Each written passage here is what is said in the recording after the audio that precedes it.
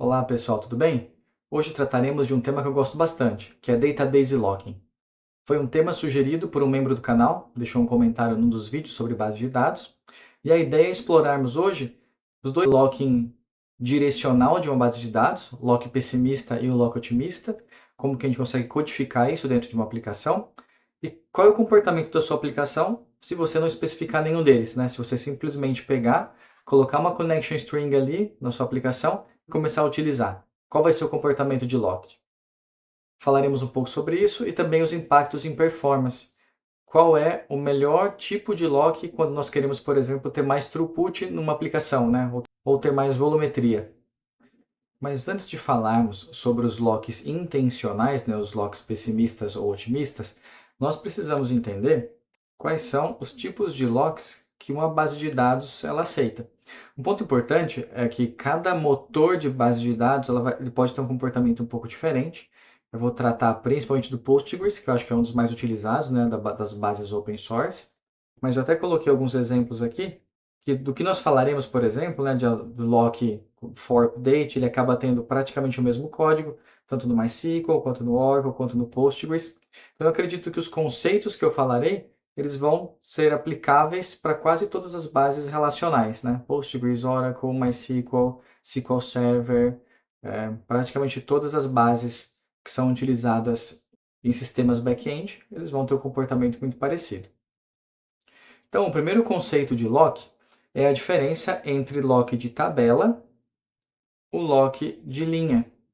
Então, nós podemos, né, no momento de fazer uma consulta, uma atualização, fazer com que o motor da base de dados, e aí pode ser uma trava, né, intencional ou uma trava automática do próprio motor da base de dados, ele pode travar tanto sua tabela inteira, vamos chamar aqui essa tabela de produto, ela pode travar tanto a sua tabela inteira, né, colocar um lock ali, quanto somente a linha. E vai depender, né, do que está sendo consultado, do que está sendo alterado. Nós vamos falar sobre esses tipos. E aí, como eu comentei, o lock, né, ou a trava, pode ser implícita, que acontece automaticamente pelo motor da base de dados, dependendo do tipo de instrução que está sendo dada ou tipo de consulta, ou pode ser explícita. Explícita é quando eu coloco mesmo uma instrução no SQL dizendo que eu quero travar, ou aquela tabela, ou um conjunto de linhas, né? Então nós temos aqui os dois tipos nós veremos, né, esses dois tipos de trava. E veremos também quais são os principais problemas que acontecem quando nós não colocamos, né, um lock explícito, quais são os problemas que nós geramos ali no momento de uma concorrência, de várias transações, e como nós podemos utilizar o modelo otimista ou o modelo pessimista para resolver essas issues. Então essa é a nossa sequência. Então a primeira etapa é entender os locks que são de tabela ou lock de linha. Um lock de tabela, ele trava a tabela inteira. Então, por exemplo, se eu tenho uma transação que vai, por exemplo, adicionar uma coluna na minha tabela, essa transação ela vai fazer uma trava, um unlock na tabela inteira. Então, se eu tenho, por exemplo, uma transação dando um alter table add column, automaticamente eu vou travar, né, locar aquela tabela inteira e todas as outras transações que estiverem acessando, tanto para leitura quanto para escrita, não vão conseguir acessar aquela tabela. Esse é um exemplo de trava de tabela, ela trava a tabela inteira. Nós temos algumas instruções, principalmente instruções de DML, que acabam travando toda a tabela. E nós temos, por exemplo, algumas instruções que travam somente linhas. Por exemplo, se eu estiver dando um update numa determinada linha, se eu tiver um where, aquele where especifica exatamente qual é a linha que eu estou atualizando, aquele update vai travar aquela linha enquanto aquela transação específica, né, a partir daquele momento, eu estiver operando. Normalmente, nós trabalhamos muito com locks ou travas implícitos, que são aqueles que a própria base de dados coloca automaticamente. Então, por exemplo, se eu pegar aqui, né, e der uma instrução, simplesmente essa instrução, date, product, set, quantity, igual a 3, where id igual a 1. Essa é uma instrução que eu não coloquei, né, vou até deixar aqui uppercase. Essa é uma instrução que eu não especifiquei explicitamente que eu quero fazer uma trava, um lock nessa linha. Mas como o motor da base de dados sabe que ele vai atualizar um registro, automaticamente ele coloca um tipo específico de lock para aquela instrução. Então esse tipo, né, de trava, que acontece automaticamente pelo motor, é o que normalmente nós chamamos de trava implícita. E aí você pode estar se perguntando, né, mas quais operações que coloca quais tipos de lock? E aí precisa entrar efetivamente na documentação da base de dados. E aí, aqui é uma documentação do Postgres, deixa eu aumentar um pouquinho o zoom aqui. Nós temos, como eu comentei, dois tipos de lock. Nós temos o table level, ou seja, lock de tabela, e nós temos aqui os locks de linha.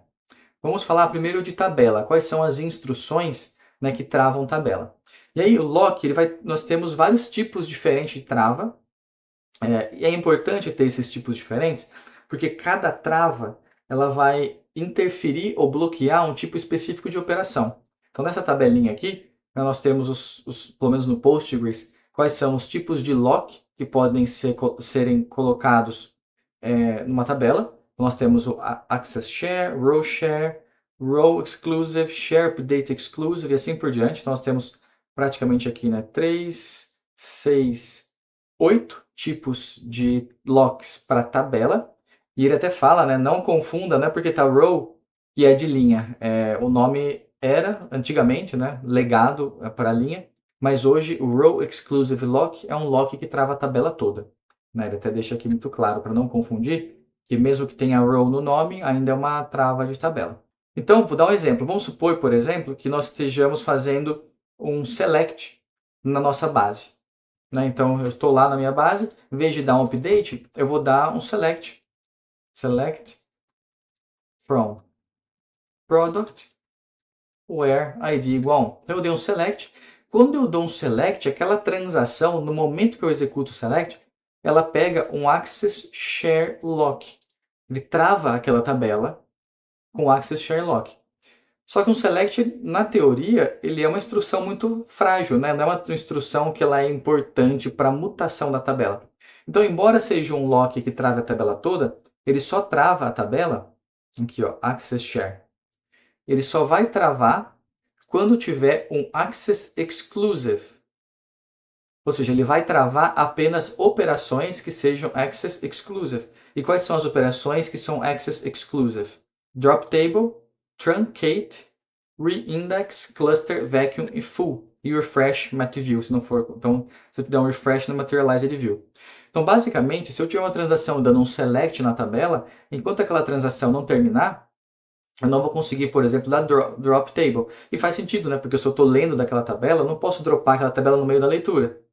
Eu não posso, por exemplo, truncar, porque o dado está sendo consumido. Então, se eu dou um select numa tabela, embora o pessoal fale, select não trava, o select trava. A questão é que ele trava somente para operações muito específicas, que é drop table, truncate, reindex, etc. Então, quanto mais mutante, né, quanto mais mutações de dados a minha operação for, mais intrusivo vai ser aquele lock. E a mesma coisa acontece se eu tiver, por exemplo, dando um update. Então vamos dar uma olhada aqui, qual é o lock que minha base de dados, né, o meu motor da base de dados vai dar se eu estiver dando um update. Aqui, ó, Row Exclusive. Então, ó, se eu dou um update, né, vamos voltar para o nosso exemplo. Se eu estiver dando um update Product Set Quantity, aqui eu não coloquei nenhum comando SQL de lock na minha tabela, né? Só que quando eu faço isso, automaticamente eu vou ter um row exclusive. Ó, se eu estou dando um update, ele vai pegar esse lock na tabela. No geral, né, esse comando, né, ou melhor, esse lock, o row exclusive, ele acontece quando está tendo modificação de dados na minha base. E o row exclusive, ele vai bloquear algumas operações. Vamos dar uma olhada em quais operações que ele bloqueia. Ó. Se eu tiver um row exclusive, ó, existing lock, então eu dei um update, minha base de dados naquela transação automaticamente, de forma implícita, pegou um row exclusive, que está aqui. Eu não consigo mais fazer um share row exclusive, exclusive e access exclusive. Ou seja, eu não vou conseguir. Né? Vamos dar uma olhada no que é o share. O share é quando eu estou criando um índice. Se eu estiver dando um update, eu não consigo criar um índice.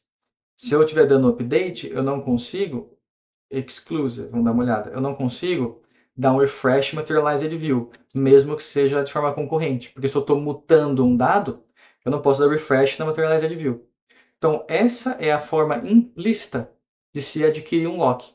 Então, mesmo que você esteja, né, fazendo uma operação normal na sua base de dados, foi lá, deu um select, deu um update, a transação que está executando aquele comando, ela vai de forma implícita receber um lock, né, vai adquirir um lock para aquela transação. Outras transações que quiserem acessar aquela mesma tabela não vão conseguir, dependendo do tipo de operação. Então, se eu estiver dando um select, eu não consigo, né, que seria o access share, eu não consigo dar drop. Se eu estiver dando um update, que é o row exclusive, eu não vou conseguir dar um drop, não vou conseguir atualizar a materialized view, não vou conseguir criar um índice, por exemplo. Né? Então, isso tudo de forma implícita. Automaticamente a base de dados já nos concede esse tipo de proteção. Pois bem, vimos aqui como a base de dados automaticamente concede, né, um lock para uma transação, só que se nós quisermos manualmente ou de forma explícita fazer um lock, temos essa possibilidade também. Né? Aqui na documentação ele até comenta, ó, explicit locking. Nós podemos, se nós quisermos aqui de forma explícita, usar o comando lock. Né? Tem até a documentação explicando como que funciona. Então temos aqui, né, o comando lock, você vai chamar o lock, vai colocar a tabela, você pode especificar qual é o tipo de lock, aqui são os tipos, né, que são aqueles que nós vimos, access share, row share. Então se eu der esse comando de forma explícita, eu vou naquela transação adquirir aquele lock, por consequência, todas as outras transações que quiserem alterar aquela tabela só vão conseguir se o que ela está tentando fazer for algo que é permitido de acordo com o lock que eu pedi. Então vamos supor, tem até um exemplo aqui, ó, que eu dei esse comando, ó, lock table in share mode. Então, né, aqui o exemplo do Postgres, ele está travando essa tabela filmes, no share mode. Quando ele captura o share mode, ele vai ter esse daqui, ó, share. Por consequência, todas as outras transações que estiverem com esse tipo de lock, né, por exemplo, se for criar um índice, dar um update, ele não vai conseguir. Só vai conseguir, ó, the access share. Lembra que o access share é um tipo de lock que é adquirido pela transação que está lendo. Então, as outras transações que estiverem dando select vão conseguir acessar aquela informação. Se não for o caso do select, se for outro tipo, for um update, por exemplo, o update já seria o row share, o row exclusive, não vai conseguir. Então eu consigo, né, de forma explícita, dar um lock, fazer o meu select, depois dar um commit, e aí quando eu der um commit, ele dá release no lock. Né? Se eu quiser, eu posso também dar release antes, não preciso esperar, tem a possibilidade aqui de dar o unlock. Então temos, né, algumas outras opções, tem por exemplo o no wait, a gente pode dar também dizendo que se não conseguir pegar aquele lock, ele já volta, né, com um erro, porque se eu não coloco no wait, a hora que eu dou o lock, ele vai ficar esperando para conseguir adquirir aquele lock. Então, por exemplo, se outra tabela, né, ou melhor, se outra transação estiver acessando aquela tabela, a transação que pediu o lock vai ficar esperando, aguardando, até a hora que ele consiga travar para poder fazer seu uso. Por isso que ele vai começar a serializar, né, ou empilhar as transações que querem adquirir aquele lock. Mas às vezes eu não quero esperar. Eu quero simplesmente receber uma resposta de erro ali, né, se eu não conseguir adquirir o lock naquele momento. Para isso que serve o no wait. Então nós vimos agora, né, tanto de forma implícita quanto explícita, como que acontece a trava, né, como que eu consigo dar um lock ali na minha tabela. Só que nós temos o tipo de trava que não é por tabela, mas é por linha, que são os row locks. E o row lock, assim como o table, ele tem o implícito e o explícito. O implícito, como eu comentei, ele acontece de forma automática pelo próprio motor da base de dados. Se eu não especificar no meu comando SQL que eu quero fazer aquela trava, o motor vai entender, de acordo com os comandos que eu estou dando, qual é o tipo de lock que eu preciso adquirir para conseguir fazer aquela mutação. Né? E aí ele vai verificar se é possível fazer aquele lock, se for possível, ele faz, se não, ele espera. Né? Então, né, todos aqueles exemplos que eu estava dando, por exemplo, quando eu tenho um row exclusive e uma outra transação tenta fazer, né, um share, por exemplo, que ele não permite, A outra transação, ela vai esperar, ela fica aguardando até a hora que a primeira transação, que pegou o lock, dá o release. É bem parecido com concorrência, por exemplo, com threads, né? Se uma thread está ali executando, a outra espera até a hora que aquela termina, aí ela consegue pegar aquele recurso que está protegido. Então, o row lock acontece de forma muito semelhante. Na documentação do Postgres, ele fala também, né, quais são os tipos de lock, ele é uma quantidade menor. Nós temos o for update, temos o for no key update, for share e for key share. Um ponto importante de todos eles é que, diferentemente do table lock, né, que nós tínhamos um tipo de lock que travava para leitura, os locks de row level, de nível, né, de linha, ele somente faz block ou trava escrita e outros locks, né? Se você tentar pegar outro for update, ele vai bloquear. Então, tanto implícito quanto explícito, os row level, os locks de row level somente bloqueiam escritas. E nós temos o for update e o for no key update são muito parecidos. A diferença é que quando você tem o no key, significa que você está atualizando dados que não são de chave. E a mesma coisa para o for share. O for share ele é parecido com o for no key update, com a diferença, ele é um pouco mais fraco porque ele bloqueia você assumir um lock de escrita, que seria o for update, mas ele deixa você fazer outro lock de for share. Então, se eu tentar fazer um for update, duas transações com for update, uma delas vai ficar bloqueada. Se eu quiser fazer duas com for share, ele libera.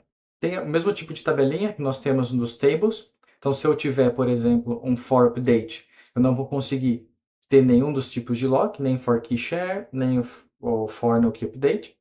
E se eu tiver, por exemplo, um for key share, aí o único bloqueio que ele vai dar é para o for update. O Postgres ele tem outros tipos de lock, né? Então ele tem o lock lá no começo, que são os advisory locks. É um tipo específico de lock do Postgres, que você consegue fazer um lock com base em um ID, mas eu acho que ele passa um pouco do escopo do que nós queremos colocar e os problemas que ele resolve são um pouco diferentes do que nós temos com o Optimistic Concurrency e o Pessimistic Concurrency. Então eu vou pular essa parte dos advisory locks, mas quem ficar interessado acho que vale dar uma olhada. Como que nós temos os locks de linha? Do mesmo jeito que nós temos o lock de tabela, ele pode ser tanto explícito quanto implícito. O lock implícito, ele é capturado do mesmo jeito que o lock de tabela. Algumas instruções vai te dar aquele lock para aquela transação. Então, por exemplo, o for update, ele vai acontecer quando tiver um delete ou um update dentro de uma linha. Então, se eu, por exemplo, for dar um update, ele vai assumir dois locks, né? Um lock de tabela, aquele que nós vimos, e o lock de linha também. O for no key update é bem parecido para o update, só que nesse caso é quando eu não estou fazendo alteração de chave primária. Então, acho que vale a pena dar uma olhada em cada uma das transações, mas o que eu queria trabalhar é principalmente o lock explícito, né? Os locks de linha, eu acho que eles são muito úteis quando nós explicitamos o lock. E para fazer o explicitamento deles, né, para fazer a declaração, é bem parecido com o processo, é bem parecido com o processo de se fazer uma consulta, com a diferença que nós colocamos ao final da consulta, que nós queremos ter aquele lock. Então eu posso, por exemplo, selecionar, né, select star from product where ID igual a 1 for update. Então, quando eu coloco o for update no final de uma consulta, né, do mesmo jeito que nós tínhamos aqui no exemplo, ó, select from for update, a partir do momento que eu dou for update, eu adquiro aquele lock nas linhas que retornam daquela consulta. Então, aquelas linhas são travadas e mesmo que o meu lock no nível de tabela, né, permita que outra transação acione ou acesse aquela informação, como eu tenho um for update, o lock, né, a trava de linha, vai impedir que outra transação, por exemplo, altere o dado que eu acabei de selecionar. Entendendo, então, os tipos de lock, nós vamos para a próxima etapa, que é saber quais são os problemas que eles vêm para resolver. Né? Então, se eu, por exemplo, qual que é o objetivo de eu colocar um for update no select? O que ele me protege? Qual que é o motivo de eu colocar, por exemplo, um lock na minha tabela? E aí nós temos aqui uma tabelinha condensando, deixa eu ajustar aqui o zoom, condensando todos os problemas que podem acontecer quando nós não controlamos bem a concorrência entre transações diferentes no banco de dados. Então, o mais comum, né, é race condition, que é quando eu tenho várias transações acessando a mesma informação. E aí, nesse caso, eu posso ter inconsistência da minha informação. Se, por exemplo, uma transação vem, atualiza um dado, outra transação atualiza logo em seguida, eu posso gerar uma inconsistência. Eu vou explicar no detalhe como é que isso funciona. Eu posso ter lost update, que é quando uma atualização na minha base de dados ela se perde porque outra transação que começou no meio da minha pegou um dado antigo, fez uma atualização e sobrescreveu. Eu posso ter leitura suja e posso ter escrita distorcida, que novamente é um resultado de race condition. Então acho que no geral, né, todos os problemas condensados aqui, eles acabam sempre sendo resultado de race condition e perdas de atualização. São os dois problemas principais que nós vamos tratar. Então eu vou dar um exemplo prático aqui de como isso pode acontecer. Vamos supor que nós temos duas transações e esse problema é um problema muito parecido com o problema do read committed, né, que nós já tratamos no vídeo sobre isolation level. Inclusive, quem não viu esse vídeo, acho muito importante porque conhecer os níveis de isolamento de transação, eles nos ajudam a entender como que as informações vão se comunicar aqui. Então vamos assumir que nós estamos trabalhando com um read committed. E o que acaba acontecendo aqui é, eu posso, por exemplo, fazer uma leitura de uma informação aqui, né? Então eu dou um select. Então a transação 1, vamos chamar de transação 1 aqui, T1, ela faz um select, então aqui eu tenho uma leitura. Ela recebe aquele dado, por exemplo, de que a quantidade está igual a 3, então ela fala, ah, legal, eu tenho estoque, né? Eu posso vender aquele produto. Ela faz uma série de operações, verifica que o cliente tem saldo, faz a cobrança e ela vem aqui e atualiza, dá um update na base. Então temos aqui uma escrita, vamos colocar que o cliente comprou uma só, então a gente dando um update, dando a quantidade igual a 2, né? Eu deduzi 1 aqui. Eu posso ter uma transação T2 que acontece ao mesmo tempo. A transação T2 ela vai dar um select aqui, ó, nesse momento intermediário entre o select na primeira transação e o update. Então ele deu um select e recebeu a quantidade igual a 3 ao mesmo tempo, né? Então em paralelo ali com a primeira transação. Lembre que o select, quando nós temos, né, um select aqui na nossa base de dados, ele vai para nível de tabela receber o nível mais aberto, né, que seria o Access Share. Então o Access Share é o nível mais livre, ele simplesmente bloqueia a Drop Table, né, que nós vimos, que é o Access Exclusive, mas ele permite que outra transação acesse aquela mesma informação. Então essa primeira transação, o lock que ela está aqui, é o Access Share a nível de tabela, né? A segunda transação também pegou um Access Share e os dois podem concorrer e acessar o mesmo dado. A segunda transação viu que a quantidade estava 3, ela falou, ah, tem estoque, então ela fez uma série de cobranças, chegou no final, deu um update, colocando a quantidade igual a 0. Update, porque ela vendeu 3, achando que tinha 3. Só que nesse momento já tinha acontecido um update aqui. Lembrando que, nesse caso, eu estou no nível read committed. Se essa transação deu um update e commitou, o dado foi atualizado aqui, só que a minha primeira transação, né, ou melhor, minha segunda transação, ela não fez a checagem, né, ela não deu um segundo select para ver se o dado era atualizado. Esse segundo select, inclusive, é uma forma de resolver esse problema, veremos no futuro. Mas o que aconteceu foi, eu tive duas transações vendendo mais do que poderiam. É o que nós chamamos de lost update. Então eu fiz um update pela primeira transação, esse update se perdeu, a segunda transação sobrescreveu aquela informação. E nesse caso aqui eu vendi 5, sendo que eu só tinha 3 no estoque. E aí, como que eu posso proteger, né, desse lost update? Nós temos 3 formas de nos proteger. Uma delas é mudando o nível de isolamento da transação, que vai me forçar a ter o sequenciamento da transação. Então, se eu tenho aqui, por exemplo, um begin transaction e um commit, e eu dou um begin transaction e um commit aqui, se eu troco para serializable, eu vou, por exemplo, tentar concatenar, eu vou ter ali um problema, né, de quantidade de estoque, porque eu serializei minhas transações. Só que a serialização ela degrada bastante a performance.